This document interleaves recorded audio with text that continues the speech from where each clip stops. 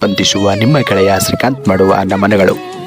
ಇವತ್ತು ನಾನು ಮಾತನಾಡುತ್ತಿರುವ ವಿಷಯ ಡಾಕ್ಟರ್ ರಾಜ್ಕುಮಾರ್ ಅವರು 1982ರಲ್ಲಿ ನಟನೆ ಮಾಡಿರ್ತಕ್ಕಂಥ ಸುಮಧುರವಾದ ಮತ್ತು ವಕೀಲ ವೃತ್ತಿಯಲ್ಲಿ ನಟಿಸಿರ್ತಕ್ಕಂಥ ಚಲಿಸುವ ಮೋಡಗಳು ಎಂಬ ಚಲನಚಿತ್ರದ ಒಂದು ಗೀತೆಯಾಗಿರ್ತಕ್ಕಂಥ ನೀನೆಲ್ಲೋ ನಾನೆಲ್ಲೋ ಈ ಜೀವ ನಿನ್ನಲ್ಲೇ ಎಂಬು ನಾವು ಕೇಳ್ತಾ ಇದ್ದೇವೆ. ಇಂದಿಗೂ ಅದನ್ನು ಸ್ಮರಿಸ್ತಾ ಇದ್ದೇವೆ. ಅಂದರೆ ಆ ಗೀತೆಗಿರುವ ಸಾಮರ್ಥ್ಯ ಎಂಥದ್ದನ್ನತಕ್ಕಂಥದ್ದನ್ನು ನಾವು ಅರ್ಥ ಮಾಡ್ಕೋಬೇಕು.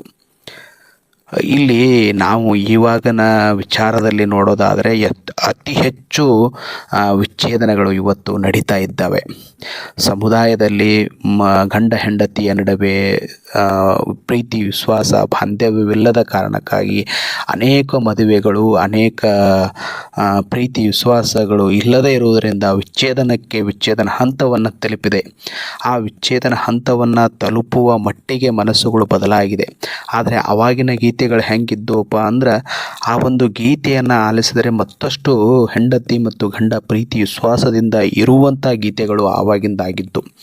ಅದು 1982ರ ಗೀತೆಯನ್ನು ಇಂದಿಗೂ ನಾವು ಕೇಳ್ತಾ ಇದ್ದೇವೆ ಅಂದರೆ ಅದನ್ನು ನಾವು ಅರ್ಥ ಮಾಡಿಕೊಳ್ಳಬೇಕು, ಅದು ಎಷ್ಟು ಮಹತ್ವದ ಗೀತೆ ಅಂತಕ್ಕಂಥದ್ದು.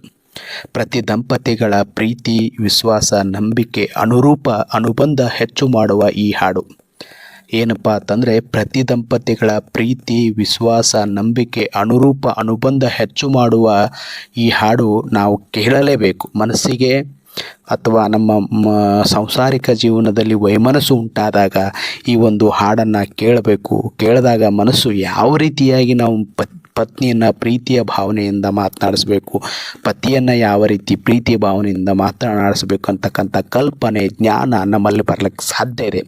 ಅದಕ್ಕೆ ದಯವಿಟ್ಟು ಈ ಒಂದು ಗೀತೆಯನ್ನು ಇವತ್ತು ನಾವು 2026ರಲ್ಲಿರ್ಬೋದು, ಆದರೆ 1982ರಲ್ಲಿ ಇದ್ದ ಮನಸ್ಸು ಇವತ್ತು ನಮ್ಮದಿದೆ.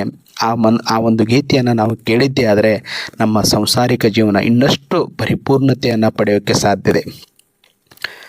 ಈ ಒಂದು ಗೀತೆ ಈಗಿನ ಅನೇಕ ಮದುವೆ ಸಮಾರಂಭಗಳಲ್ಲೂ ಕೂಡ ಈ ಒಂದು ಗೀತೆಯನ್ನು ನಾವು ಹಾಕ್ತಾರೆ. ಅದಕ್ಕೆ ಯಾಕೆ ಅಂದರೆ ಅಷ್ಟೊಂದು ಆ ಗೀತೆಯ ಮಹತ್ವವನ್ನು ನಾವು ಕಾಣ್ತಾ ಇದ್ದೇವೆ.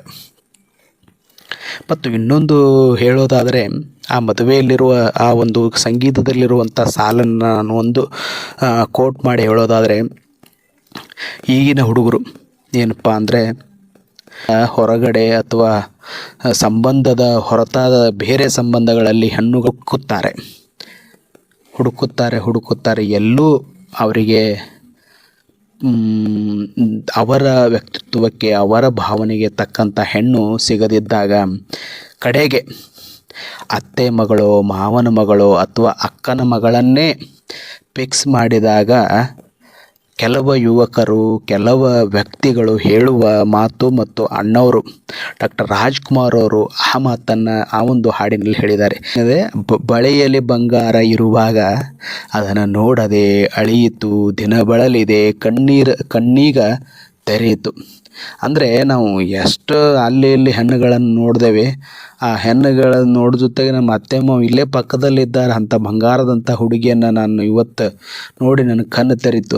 ಅಂಥ ಒಂದು ನೀವು ಮದುವೆಯಾದ ಪತ್ನಿಯಾದ ಹುಡುಗಿಗೆ ಈ ಒಂದು ಮಾತನ್ನು ಹೇಳಿದ್ರಂದರೆ ಅವರಿಗೆ ಸಿಗುವಂಥ ಆನಂದ ಸಂತೋಷ ನಿಮಗೂ ಅಷ್ಟೇ ಸಂತೋಷ ಪ್ರೀತಿ ವಿಶ್ವಾಸವನ್ನು ಕೊಡೋಕ್ಕೆ ಸಾಧ್ಯ ಇದೆ.